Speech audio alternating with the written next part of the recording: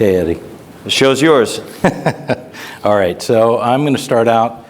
I'm not an expert, my disclaimer statement, not an expert in sourcing or sustainability. Our expertise, my expertise is on the consumer side. So I'll share a little bit about who we are, the data we collect. Nicole referenced some of it just a moment ago, and McKinsey as well. So our company, First Insight, is Next Gen Experience Management. We're in our what we call First Insight 3.0 mode, 15 years later from our inception. And on the x-axis, that's the one that goes north-south, represents the number of companies' revenue that we work with, which is $750 billion, about a quarter of the global market, and our time together, which is 15 years in the industry. The essence of what we do is we collect data from consumers on behalf of our customers, which are retailers, brands, manufacturers, many of you in the room, testing products, collecting information, doing sustainability studies. I'm going to share a number of numbers with you. It is data, as Andrew Olaf said, and some of the other folks in the earlier presentation, and I'm going to try to give you as many facts as possible. So with that, basically, this is a representation of how we collect the data from consumers. It's first-party data, and we inform people on their decision-making going out. Okay, 94 is a big number on a scale of 1 to 100.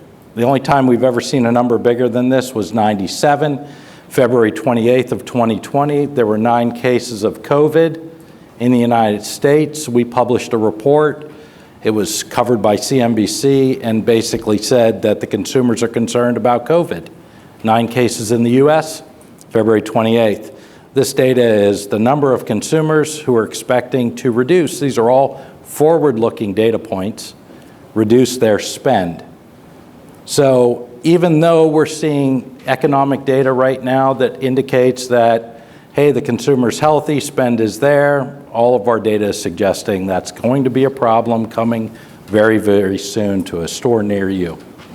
All right, next data point. This is the areas where they're forecasting. We're forecasting the reduction. Good news if you're in apparel, in dress, because of back to work. That's an area where consumers aren't necessarily cutting back. However, as you can see in many of these categories, it's going to be an issue.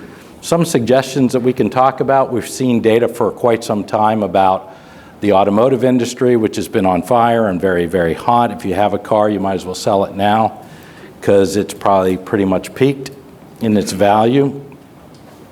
This is the discretionary spend reduction anticipated, 2x. This is going to be the first data point I share with you about disconnections between executives and consumers. And this is how far it is apart. Consumers are 2 times as likely as executives to rate price.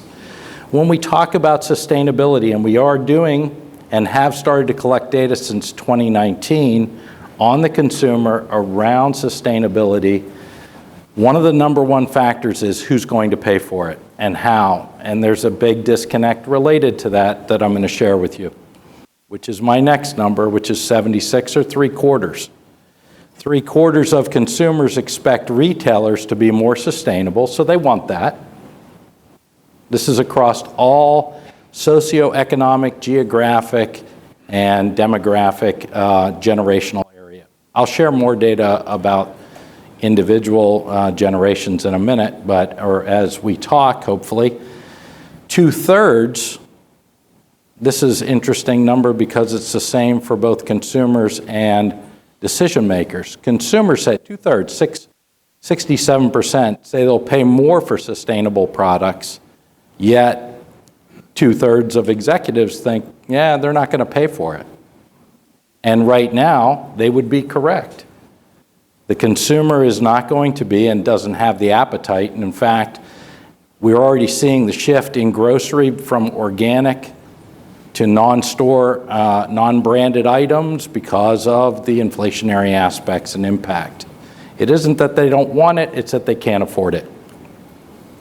83% is the percentage of consumers, basically 7 out of 8, that will pay at least 10% more. Now, what's interesting here is you can't slap a label on it. You can't articulate it in a way that basically says it's all the effort you put into it. You need to educate them, or you need to engineer the product a certain way in order to get this benefit of value out of it. We did do the Wharton study recently in March, published. You're welcome to visit our website and download all of these reports, just like we did for COVID, as a free value delivery to the industry that we love and serve. We provide these reports. We did it and continue to do COVID studies, so you can see how the consumer's responding to outbreaks and expectations about fitting rooms, et cetera. We have done studies for sustainability since 2019. If you visit our website, you do need to leave some information, but otherwise you can have a free copy of all of the reports, including the ones we did with Wharton. So those are the numbers I have right now, and typically I don't bring my phone, but I have so much data, I get the numbers confused, so sometimes I'll have to reference in case Eddie asks me any trick questions.